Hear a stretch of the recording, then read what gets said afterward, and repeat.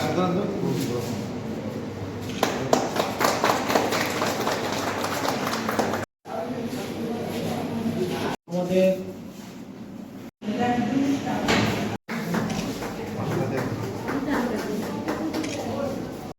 অত্যন্ত প্রত্যন্ত অঞ্চল, সেই জায়গায় ঠিক আছে আপনাদের একমাত্র আগরতলাই ভরসা। আমরা একটা জিনিস জানতাম একটা সময় যে আগরতলা ছাড়া বিকল্প জায়গা নেই, কোনো কিছু টেস্টিং করা যেত না এই সমস্ত জায়গায়।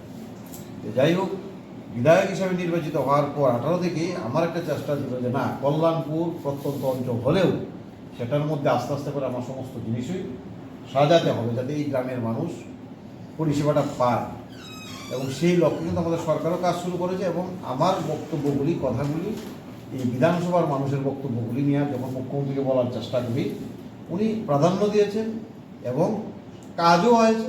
এবং আজকের দিনে দাঁড়িয়ে আমি তো বললাম, আমাদের সাহেব বলেছে যে ফেসিলিটি আপনি অনেক হসপিটাল আছে সেটা পাবেন না, কল্যাণপুরের বুকে আজকে সেটা সম্ভব হয়েছে আমাদের সরকারের সদিচ্ছা এবং মুখ্যমন্ত্রীর সদিচ্ছার কারণেই কিন্তু একমাত্র সম্ভব। ডিজিটাল এক্সরে এবং যে মডেল ল্যাব, অত্যাধুনিক ল্যাব, যেটা 18টা হসপিটালে হওয়ার কথা, এর মধ্যে আমরা আরও 1 বছর আগেই এখানটায় উদ্বোধন করে ফেলেছি। এই জায়গায় আমি আমার সরকার এবং রাজ্যের মুখ্যমন্ত্রীকে ধন্যবাদ জানাই। পাশাপাশি আমরা যারা এখানে স্বাস্থ্যকর্মীরা আছি তার সঙ্গে যুক্ত, সবার কাছে একটাই অনুরোধ থাকবো, আমরা যারা চাকরি করি ঠিক আছে, পরিবারের কাছে আমরা দায়বদ্ধ, পাশাপাশি সমাজের কাছেও দায়বদ্ধ। এটা কিন্তু অন্য চাকরি হলে অন্য কথা, কিন্তু বিশেষ করে আমি বলবো স্বাস্থ্যকর্মীর সঙ্গে যারা যুক্ত, শিক্ষা বিভাগের সঙ্গে যারা যুক্ত, তারা কিন্তু সমাজের একটা সমাজ সেবামূলক কাজের সঙ্গে বিরাটভাবে যুক্ত থাকে।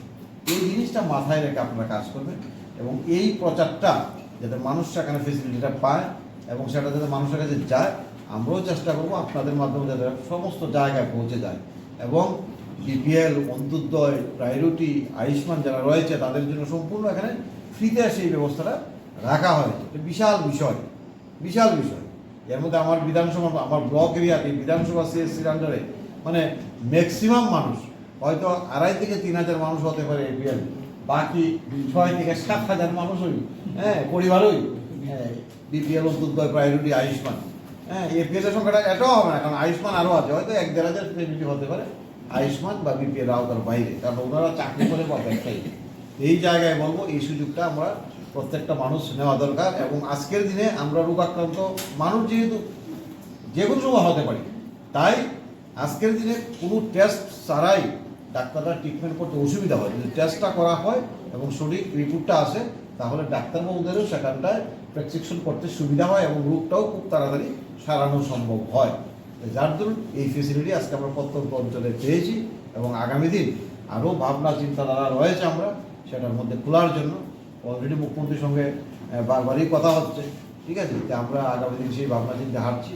শুধু আপনাদের সহযোগিতা এবং আশীর্বাদ এবং এটাকে পুঁজি করেই যাতে আমরা এগোতে পারি, এই আশা বিশ্বাস রেখে সবাইকে আবারও শ্রদ্ধা অভিনন্দন জানিয়ে আমি আমার সংক্ষিপ্ত আলোচনা এখানে শেষ করছি। সবাইকে নমস্কার। দিনটা আমাদের খুবই আনন্দের দিন। কেন বলছি?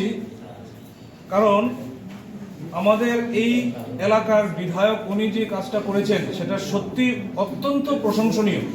কারণ আগে এক্সরে যেটা ছিল সেটা সাধারণ এক্সরে ছিল, উনি ডিজিটাল এক্সরের ব্যবস্থা করেছেন।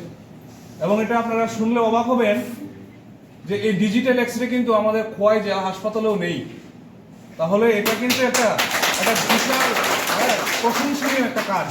এই জন্য ওনাকে আমি অভিনন্দন জানাচ্ছি, সত্যি খুবই ভালো একটা কাজ করার জন্য।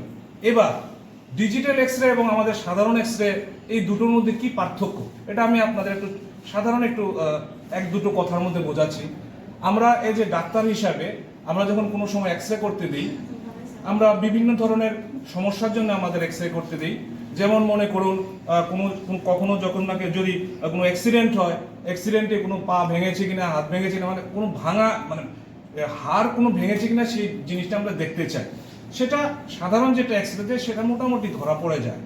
কিন্তু কোনো এক্সরের দরকার হয় কোনো শরীরের অংশের, যেমন মনে করেন আমাদের বুকের যে আমাদের ফুসফুস, এটা কিন্তু আমাদের খুব গুরুত্বপূর্ণ একটা অঙ্গ। এই ফুসফুসে কিন্তু বিভিন্ন ধরনের রোগ হয়, যে রোগগুলি কিন্তু চিহ্নিত করা খুবই প্রয়োজন চিকিৎসা শুরু করার আগে।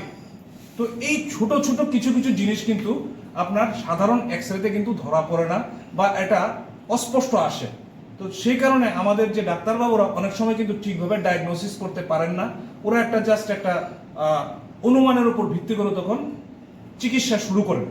কিন্তু এই ডিজিটাল এক্সরের মাধ্যমে আমরা কিন্তু একদম পুঙ্খানুপুঙ্খভাবে একটা সমস্যা যেটা কোন জায়গায় রয়েছে এটা খুব স্পষ্টভাবে কিন্তু আমরা দেখতে পারি। তো এতে আমাদের ডাক্তারবাবুদের খুবই সুবিধা হয় ডায়াগনোসিস করা। আর আপনারা তো সবাই জানেন যে আমার রোগের যখন নাকি সঠিক কারণ যখন নাকি বের হবে তখনই কিন্তু চিকিৎসা কিন্তু কোনো ব্যাপার না।